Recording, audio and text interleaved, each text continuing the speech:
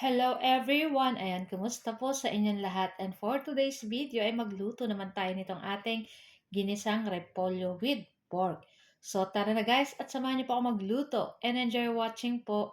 So ayan na nga guys, so magsangkot siya na tayo guys ng ating pork.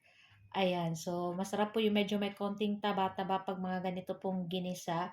Ayan, pag na golden brown na guys, ayan, pwede na nating igisa dyan yung ating bawang and yung ating sibuyas. Ayan. Tapos halu-haluin lang po natin iyan hanggang lumabas yung bango or yung aromatic nitong ating bawang at sibuyas. Ayan. Tapos syempre halu-haluin po uli natin iyan hanggang lumabas yung ating bango nitong ating bawang at sibuyas. Pagkatapos ihulog na rin natin dyan yung ating kamatis at isang red bell pepper. So gumamit lang po tayo ng isang kamatis na pula and then red bell pepper na isang piraso.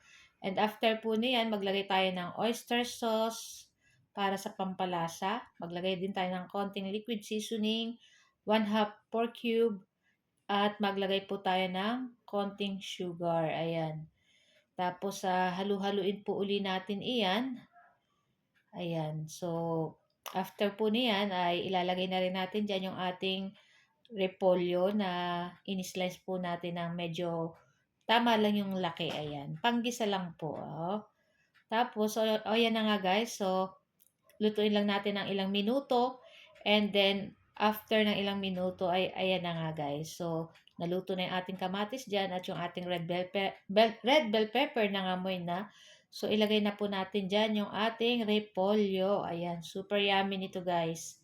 Medyo manamis-namis ng konti. At yung pagkaluto ko nito guys, hindi ko siya lulutuin masyado para pag kinain mo yung repolyo ay crunchy pa, parang medyo hilaw-hilaw pa. Pero hindi siya hilaw guys. Malutong pa siya pag kinakain. Masarap.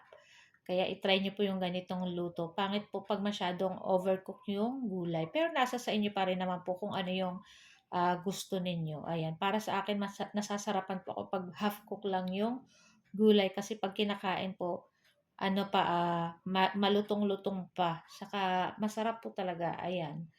Tapos, yan lang po yung ating ulam for today's video. Ayan na nga at luto na. So, i-transfer na natin sa ating lagayan. Ayan.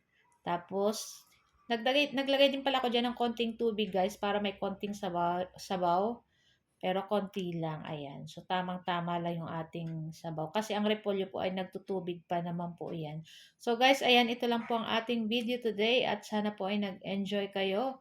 Huwag niyo po sanang kalimutan mag-like, comment, at pa-share na rin po ng ating video. At kung bago pa lang po kayo sa aming page, huwag niyo po sanang kalimutan mag-like at mag-follow para palagi po kayong updated sa aming mga bagong video na i-upload. So guys, ayan. Tara na at samahan niyo na rin po kaming kumain itong ating napakasarap na ulam for today's video. Walang iba kundi itong ating ginisang repolyo. Thank you for watching. Bye!